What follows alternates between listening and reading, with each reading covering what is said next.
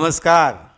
सुदगिल संवाद आंबटगोड या चॅनलमध्ये आपणा सर्वांचे हार्दिक हार्दिक स्वागत. या चॅनलची निर्मितीच मुळात कल्याण डोंबिवली परिसरातील नामवंत व्यक्तींचा प्रवास आणि त्यांची वाटचाल आपणापर्यंत पोहोचवणे हा आहे. चला तर मग आजच्या या गप्पांना आपण सुरुवात करूया. मला आता पुन्हा मी आपल्या कल्याण डोंबिवलीकडे वळतो सर, की तुम्ही डोंबिवलीमध्ये 95 साली म्हणालात की 89 साली तुम्ही आलात आणि मग 95 पासून स्वतःचा एक आपला हा व्यवसाय सुरू केला. व्यवसाय म्हणून गेला, कारण कसं आहे की अनेकांना ज्या वेळेला प्रॉब्लेम्स असतात त्यावेळेला त्या शंकांचं निरसन होणं आणि आपल्या मनाला समाधान मिळणं हे फार महत्वाचं असतं असं मला वाटतं. म्हणजे कुठलीही गोष्ट आहे, म्हणजे मी त्याला अंधश्रद्धा वगैरे असं म्हणणार नाही, पण कसं असतं एखाद्या गोष्टीबद्दल आपल्याला ज्या वेळेला समोरच्या एक तज्ज्ञ माणसाकडनं ज्यावेळेला ज्ञान मिळतं त्यावेळेला तो माणूस त्याच्यावर काहीतरी वाट एक मोकळी करून त्याच्यातनं सावरण्याचा प्रयत्न करतो. आता मी इथे बघतोय सर, तुमच्याकडे बरेचसे फोटो दिसत आहेत की ज्याच्यामध्ये फार म्हणजे काय म्हणतात त्याला, पॉलिटिकल लोक दिसत आहेत. त्याचप्रमाणे तुम्ही अनेक सेलिब्रिटींकडे केलेले आहे. एक तो मला किस्सा तुम्हाला म्हणजे विचारायला आवडेल की तुम्ही काहीतरी विमानामध्ये मुंज लावली असं आम्हाला कळलं. तो काय किस्सा आहे सर, सांगा ना. दुबईचे अल अदिल कंपनी म्हणून एक मसाल्याचं दुकान आहे. पूर्वी त्यांनी सुरुवात केली असे श्री धनंजय दातार. अच्छा, मराठी माणूस आपला, मराठी माणूस आणि कोकणस्थ ब्राह्मण. वा वा, छानच. आणि त्यांनी त्यांच्या वडिलांनी तिथे फक्त एक मसाल्याचं दुकान सुरू केलं आणि आज त्यांचे 28च्या वर देशामध्ये सुपर मार्केट आहेत. बापरे, खूप मोठे गल्फ कंट्रीमध्ये पूर्ण. तर त्यांच्या मुलाची मुंज त्यांना म्हणजे हाऊस म्हणा किंवा की लोकांनी हे करावं या दृष्टीने त्यांनी त्यांच्या मुलाची मुंज विमानात केली. विमान पूर्ण महाराष्ट्राला 2 तास असं गिरट्या घालत होतं आणि त्यामध्ये फक्त होम हवन जे मुंजीत असतं ते विधी सोडून बाकी सर्व मंगळाष्टक किंवा गायत्री उपदेश किंवा बाकी मुंजीचे विधी सर्व ते विमानात केले. किती माणसं होती त्यावेळेला मुंजी? त्यांचे नातेवाईक वगैरे, काही पत्रकार वगैरे असं म्हणून पूर्ण विमान तो बहुमान मला सर वाटतं आपल्याला मिळालाय. अभिमानाची गोष्ट आहे आमच्या कल्याण डोंबिवलीकरांसाठी की पारेकर गुरुजींनी विमानामध्ये मुंज लावली आणि हा मान आपल्या कल्याण डोंबिवलीला मिळाला. हे फार फार चांगली गोष्ट झाली सर. सर, मला आणखीन एक असं विचारायचं आहे, असं वाटतंय की आजकालची जी तरुण पिढी आहे, ह्या तरुण पिढीचं प्रत्येकाचंच, म्हणजे तुम्ही आता एआयचा उल्लेख केला म्हणून मला सांगावंसं वाटतं की प्रत्येक जण नोकरदार वाहण्याच्याच हे पाहतो. तर व्यवसायाकडे जरी वळाला आपला मराठी माणूस तर काय काय हरकत काय? म्हणजे तुम्ही जसं आता तुम्ही पण आज बीड सोडून इथे डोंबिवलीला आलात, आज औरत्याचा धंदा, त्यावेळेला तुम्हाला असं वाटलंही नसेल की इथे आज एवढ्या डोंबिवली सारख्या पाटकर प्लाझा सारख्या ठिकाणी तुमचं सर ऑफिस होईल एवढं छानसं सुंदरचं. तर तुम्ही या नवोदित आपले जे काही विद्यार्थी आहेत, मुलं आहेत, यांना तुम्ही ह्याबाबत काय मार्गदर्शन द्याल किंवा काय करावं त्यांनी? माझा तर म्हणजे लहानपणापासून किंवा पूर्वीपासूनच व्यवसायाकडेच कल होता. मी नोकरी करणार नाही असं नक्कीच ठरवलं होतं की काहीतरी व्यवसाय करू. पण काका घेऊन आले त्यामुळे या व्यवसायात पडलो आणि व्यवसायात कधीही नोकरीपेक्षा जास्तच इन्कम असतं. फक्त कळायला पाहिजे. व्यवसाय सचोटीनं केला पाहिजे, व्यवसायासाठी लागलेली मेहनत घेतली पाहिजे. या 2 गोष्टी, संयम हवा मला असं वाटतं, तर तो व्यवसाय नक्कीच चांगल्या पद्धतीने नक्कीच आपल्याला सचोटी, मेहनत आणि संयम या 3 गोष्टी तुम्ही पाळल्या तर व्यवस्थित तुम्हाला कुठल्याही व्यवसायात तुमचा जम बसू शकतो. फक्त तुम्हाला थोडा वेळ लागू शकतो, तेवढा संयम ती गोष्ट आपल्याकडे पाहिजेच. बरं, आता मला सांगा की काही लोक असे असतात सर, मी फोटो बघतोय, तुम्ही बरंच काही मला दाखवलं तुमच्या स्क्रीनवर सुद्धा, तर त्याच्याने सांगा की असे, म्हणजे मी पॉलिटिक्सकडे थोडंसं वळतोय सर, की राजकारणी लोकांचं असतं असं की एखादं इलेक्शन आलं किंवा काय मोठ्या हे आलं तर ते लगेच आपल्या पत्रिका वगैरे घेऊन येतात. तर तसं तुमच्याकडे कोणी सर आलंय आतापर्यंत? हो, आपल्याला इथे नाव सांगणं योग्य ठरणार नाही, पण मी नगरसेवकापासून उपमुख्यमंत्री पदापर्यंतच्या व्यक्तींच्या पत्रिका बघून त्यांना मार्गदर्शन केलेलं आहे. ते निवडणुकीमध्ये त्यांना विजय मिळावा यासाठी अनुष्ठान सुद्धा केलेलं आहे आणि त्यात त्यांना यश पण मिळालेलं आहे. आणि काही पुढारी म्हणा, काही आमदार, काही खासदार यांचे माझे घरोब्याचे संबंध त्यामुळे निर्माण झालेले आहेत. क्या बात आहे सर, हे फारच मोठं झालं. म्हणजे यात तथ्य आहे. पण मला सांगा, असं अनुष्ठान करून किंवा असं काही व्रतवैकल्य करून वगैरे अशा आपल्या नशीब पालटतं का काय, म्हणजे का त्याला हातभार लागतो? नाही, नशीब पालटतं असं म्हणता येणार नाही. आणि मी माझ्यासमोर जे येतात, माझ्याकडे जे मार्गदर्शन घ्यायला येतात, त्यांना आता ही नवीन पिढी हो, यावर मुळात त्यांचा विश्वास नाही. मग ते आई वडील त्यांना बळजुबरीने घेऊन येतात, तेव्हा मी त्यांना पहिलं वाक्य माझं हेच असतं की यावर तुम्ही पूर्ण विश्वास ठेवू नका, पण तुम्ही जर ड्रायव्हिंग करत असाल तर ड्रायव्हिंग करताना तुम्ही GPS लावता. येस. GPS जसं तुम्हाला मार्ग दाखवतो त्याप्रमाणे तुम्ही राईट लेफ्ट टर्न घेता आणि तुम्ही त्या योग्य वेळेत, ठरलेल्या वेळेत त्या डेस्टिनेशनला पोहोचता. बरोबर. होरोस्कोप किंवा ही कुंडली GPS सारखाच त्याचा वापर करा की तुम्हाला जो रस्ता दाखवतोय त्या ह्याच्यावर. मी तर त्यांना असं सांगतो की 99% तुमची मेहनत, पण 1% लक फॅक्टर किंवा या GPSचा आधार घ्या, तुम्हाला 100% यश मिळेल. म्हणजे आपल्या संस्कृतीप्रमाणे, परंपरेप्रमाणे आपण म्हणतो ना, एखाद्या चांगल्या कार्याला निघाल्यानंतर माणूस मनामध्ये चांगले विचार करून तरी जावे, देवासमोर हात जोडावं. आपण अगदी दही सुद्धा असं पंचामृत असं घेऊन आपण ते जातो. म्हणजे त्याच्या मागे काहीतरी शास्त्र आहे. फक्त एवढंच आहे की तुम्ही पूर्णतः त्याच्यावर विसंबून न राहता तुमची मेहनत आणि हे योग असे एकत्र जर केलं तर तुमचं नशीब फळफळायला आणि चेंजेस व्हायला काही वेळ लागत नाही. नक्कीच नाही. मेहनतीशिवाय तो कुठलंही काम सिद्ध होतच नाही. बरोबर. हे जसं मी तुम्हाला आत्ताच सांगितलं GPSचं मी त्या सगळ्यांना उदाहरण देतो, तसं मी दुसरं उदाहरण देतो की तेंडुलकर पेक्षाही चांगले क्रिकेट खेळणारे भारतात भरपूर आहेत. होते. बरोबर. पण तेंडुलकर ज्या स्टेजला पोहोचला तिथे त्याला 99% त्याची मेहनत किंवा 125% मेहनत, पण 0.25% लक फॅक्टरचा साथ मिळाली. त्यामुळे की तुम्ही मेहनत तर करा, मेहनतीशिवाय काहीही मिळणारच नाही, नक्कीच नाही. बरोबर. पण त्यासाठी थोडं आपण योग्य मार्गाने निघालो तर आपलं डेस्टिनेशनवर वेळेत पोहोचू, ही गॅरंटी. बरोबर. मला आणखीन एक असं नव्याने विचारावंसं वाटतं. म्हणजे आता मी बऱ्याच ठिकाणी असं ऐकतो की म्हणजे आपल्या पौरत्य ह्याच्यामध्ये सुद्धा आपण असं एक ग्रुपिझम केलंय. म्हणजे एक 20-25 जणांचा ग्रुप असतो. मग आपल्याकडे फोन आला की असं असं गुरुजी ह्या दिवशी सत्यनारायणची पूजा करायची, आम्हाला गुरुजी हवेत. तर तसं काही सिस्टीम आता ती सुरू झाली आहे का? ही सिस्टम तर म्हणजे 90s पासूनच सुरू झालेली आहे. मी जेव्हा व्यवसाय सुरू केला तेव्हा मी दुसऱ्या गुरुजींच्या अंडर काम करत होतो, माझ्या काकांच्या अंडर काम करत होतो. प्रत्येकाचे ग्रुप होतेच. बरोबर. पण 95 पासून माझाही मी एक स्वतः ग्रुप तयार केला. अच्छा. तेव्हा मी 95 पासून ते 2017-18 पर्यंत माझ्याकडे 30 ब्राह्मण रोज कामाला होते. रोज काही ना काही ना काम. म्हणजे त्यांना त्यांचा एक आपण समजा की त्यांना महिन्याला त्यांचा पगार मिळाला पाहिजे या दृष्टीनं ते तेवढं इन्कम त्यांना. पण 2018 किंवा कोरोनाच्या अगोदरचा पिरियड थोडा, तिथून मग आता ती संख्या 14-15 वर आलेली आहे. पण आज सुद्धा माझा स्वतःचा ग्रुप आहे.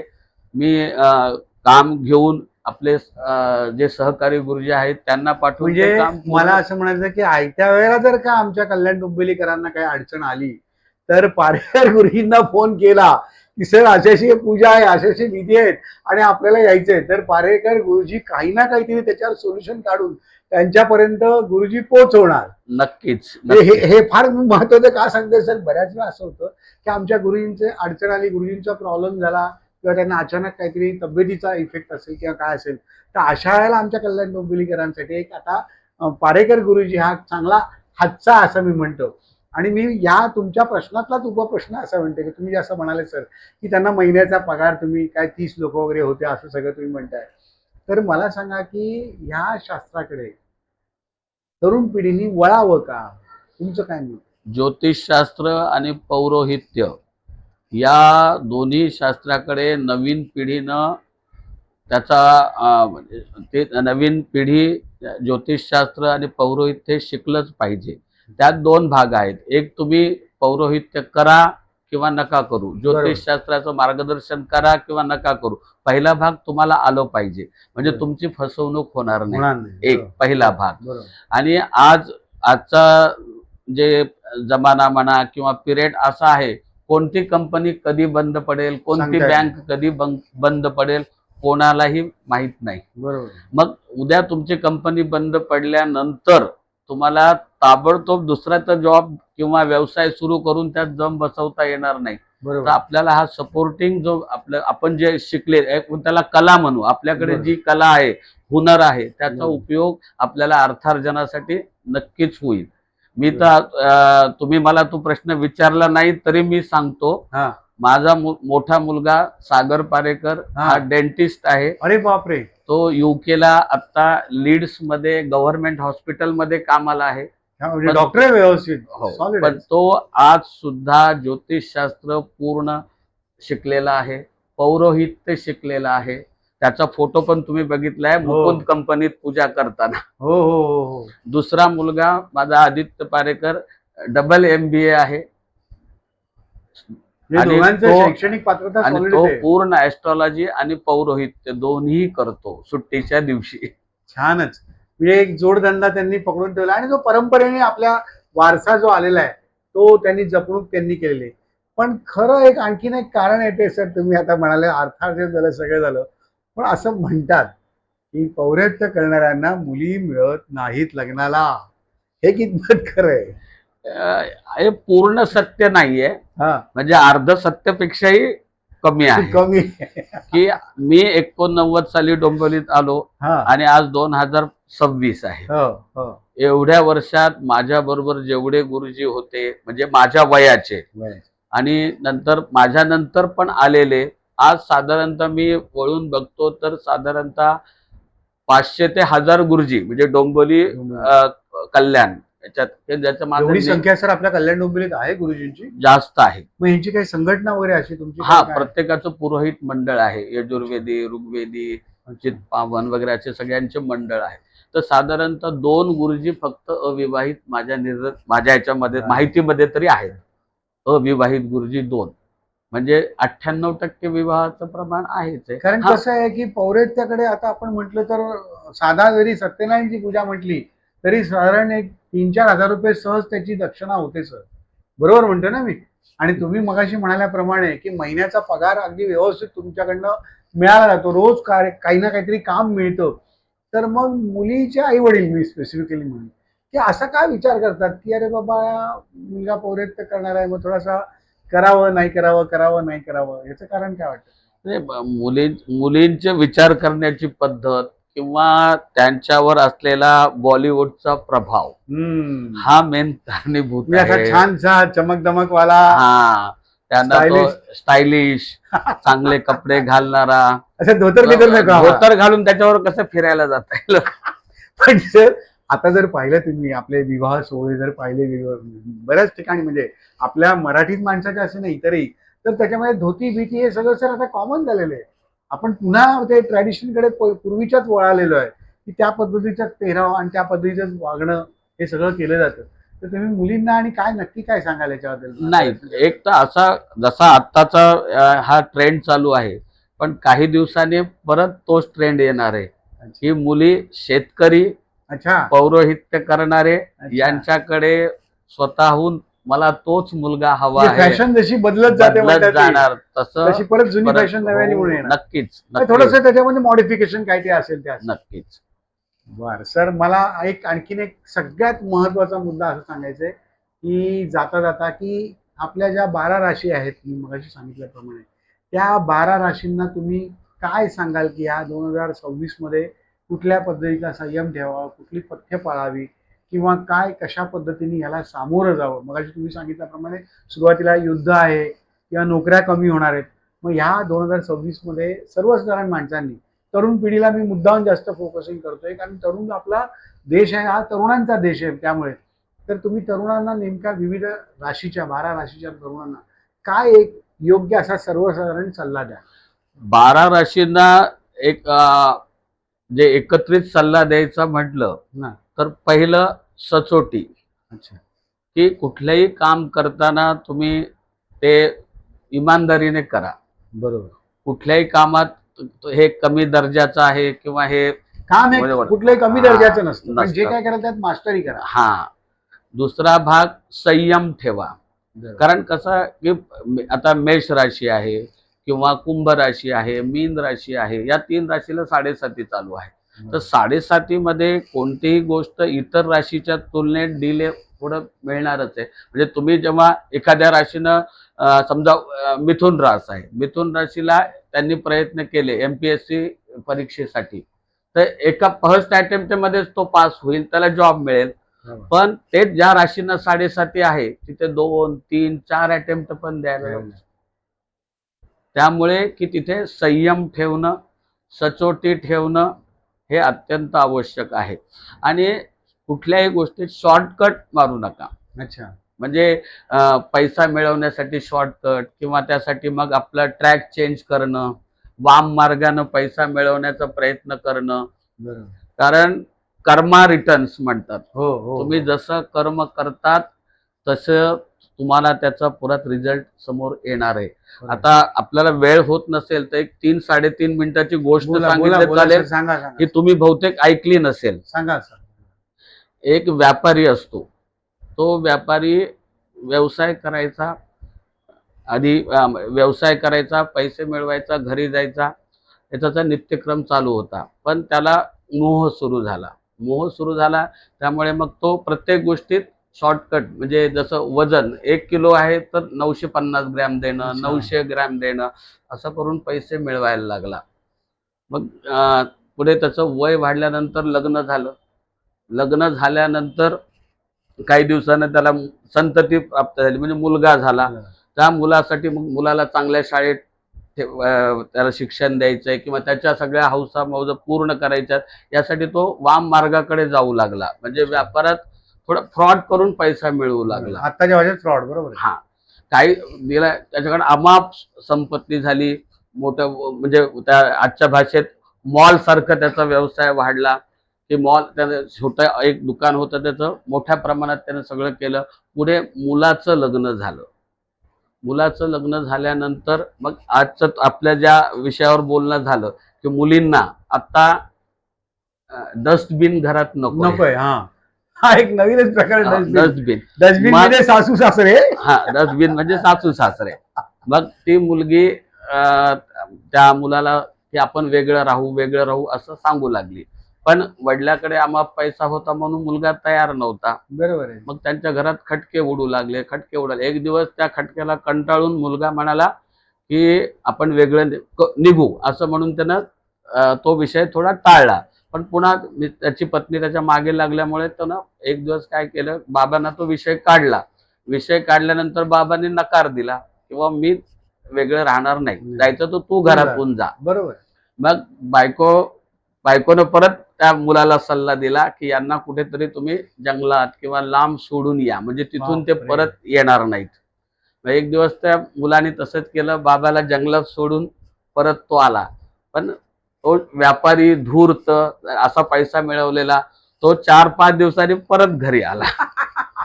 परत घरी आल्यानंतर थोडा पिरियड व्यवस्थित गेला आणि पुन्हा वाद सुरू झाले. मग एक दिवस रात्री त्या मुलाच्या बायकोने त्याला सांगितलं, यांना तीर्थयात्रा म्हणून कुठेतरी लांब न्या आणि तिथंच पाण्यात त्यांना बुडवून टाका. अरे देवा, किती अविचारी. आणि मग तो त्याच्या वडिलाला म्हणाला, चला आपण तीर्थयात्रा करा, आणि तो काशीला घेऊन गेला. अच्छा. काशीला घेऊन गेला तर त्या काशीला बरेच घाट आहेत, तुम्हाला माहित.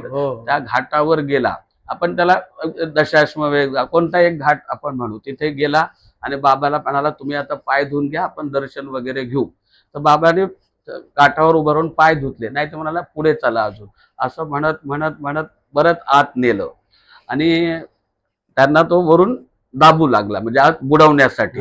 पण वडील पण मजबूत होते, ते परत वर यायला लागले. अरे देवा. तर वर आल्यानंतर दोघांमध्ये सारखं ते, हा वडिलांना खाली दाबू लागला, वडील परत वर यायला लागले.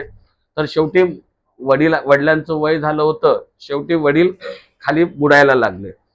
तेव्हा वडील एकदा पूर्ण ताकद लावून वर आले आणि ते म्हणाले की मला तो समजलं तू कशासाठी इथे आणलं आहेस, पण माझी तुला एकच विनंती आहे, मला इथे बुडवू नकोस, इथे मारू नकोस, इथून थोडं पुढे ने, एक 10 मीटर 50 मीटर. तर मुलाने प्रश्न विचारला की बाबा तुम्ही असं का म्हणतात, तुम्हाला तर माहिती मी तुम्हाला मारणार आहे, मग या स्पॉटला का नको आणि तिथे का? तर तो म्हणाला की बाबा कर्मा रिटर्न्स ज्याला म्हणतात ना ते आहे. माझ्या वडिलांना मी इथेच बुडवून मारलेलं आहे. बापरे, अंगावर काटा आला सर. तेच त्याच्या वाट्याला परत आलं. तसं की तुम्ही जे पेरणार आहेत तेच पुढे उगवणार आहे. बरोबर आहे, एकदम बरोबर. त्यामुळे आपण जे कर्म करू ते व्यवस्थित असावेत. हा, प्रत्येक कर्म करताना प्रत्येकाच्या हाताने काही छोट्या मोठ्या चुका होतात, पण ज्या चुका आपल्याला माहीत असून आपण वारंवार करतो ते पुढे कर्म बनून तुमच्या समोर येतात आणि ते तुम्हाला पुढे. म्हणजे शेवटी असं म्हणावं असं वाटतं सर मला की आपण जे काही उद्योगधंदा, जे काही जॉब म्हणा किंवा आणखीन काही गोष्टी ज्या करत असू त्याच्यामध्ये तुमचा प्रामाणिकपणा सर महत्वाचा आहे. आणि कुणाही व्यक्तीच्या हाय आपण किंवा तळतळाट म्हणतो तो न घेता एक सगळ्यांचे चांगले आशीर्वाद घेतला तर आपल्याला सर्वच आयुष्यभर, म्हणजे मी म्हणेन 2026च नाही तर सर्वच आयुष्य हे आपल्याला सगळ्यांना सुखकर जाणार आहे. पण त्याचबरोबर सरांनी आता मग सांगितल्याप्रमाणे की पौर्यत्य म्हणा किंवा तुमचं राशी भविष्य म्हणा किंवा तुमचे आकडेमोड शास्त्र आपण म्हणूया, या सगळ्याचा उपयोग तुमच्या दैनंदिन जीवनामध्ये करा, पण त्याला आणि तुमच्या म्हणजे मेहनतीला याच्यामध्ये दोघांमध्ये एक समतोल राखण्याचा प्रयत्न करा. नुसतंच बाबा मी नुसतं पौर्यत्य करत बसलो किंवा नुसतंच होम हवन करत बसलो तर माझं आयुष्य खूप काही चांगलं जाईल असं काही नाहीये. तर तुम्हाला तुमची मेहनतही करायला पाहिजे आणि त्या मेहनतीचं यश नक्कीच चांगलं मिळतं. फक्त एवढंच आहे की मेहनत करताना ते प्रामाणिकपणे करा, हा त्याच्या मागचा सल्ला आहे. नक्कीच सर, खरोखर तुम्ही आज आमच्या सर्व कल्याण डोंबिवलीकरांना खूप चांगल्या पद्धतीने मार्गदर्शन केलं आणि सगळ्यात महत्त्वाचं मी म्हणेल की आमचे जे तरुण पौर्यत्य करणार आहेत त्यांच्याबद्दल सुद्धा तुम्ही एक चांगलं सांगितलं की उत्पन्न चांगलं आहे. फक्त एवढंच आहे की त्या धोतर बितर ह्याच्याकडे लक्ष देऊ नका. सगळे म्हणजे अगदी खाजगीत सांगायला हरकत नाही की सगळे पौर्यत्य करणारे असतात, ते सुद्धा रोमॅन्टिक असतात तरुण असं म्हणायला काही हरकत नाहीये. पण उद्योगधंदा करतायत याचा अर्थ असा नाही की तो धंदा वाईट आहे किंवा काय वेगळ्या अर्थाने. तर सर्वजणांनी ह्या 2026 मध्ये आपण प्रामाणिकपणाची एक शपथ म्हणू किंवा एक त्या मार्गावर जाणार अशी प्रतिज्ञा करूया आणि आपल्या सगळ्यांना हे 2026 साल खूप चांगल्या पद्धतीने जावो हीच आम्ही ईश्वरचरणी प्रार्थना करतो. पुन्हा एकदा मी सांगेल की या सुदगीर संवाद आंबडगोड चॅनलला आपण सर्वांनी सबस्क्राईब करा, लाईक करा, शेअर करा आणि फॉलो करायला विसरू नका. दरवेळेस आम्ही अशा नवनवीन गोष्टी, नवनवीन व्यक्तींना आम्ही आपल्यासमोर आणतोय आणि मेन ह्याचा उद्देशच आमचा असा आहे की त्यांची जी काय वहिवाट आहे, त्यांनी ज्या काही गोष्टी आज आपल्या कल्याण डोंबिवलीकरांना दिलेल्या आहेत त्याचा बोध आपल्याला व्हावा आणि त्याच्यातून आपण काहीतरी शिकावं आणि आपल्या पुढच्या पिढीला ते द्यावं. सर, खरोखर आपण आज आम्हाला खूप वेळ दिला त्याबद्दल आम्ही आपले सर्वांतर्फे आभार मानतो. धन्यवाद सर. धन्यवाद. आणि सरांचं चॅनल लाईक आणि शेअर करा.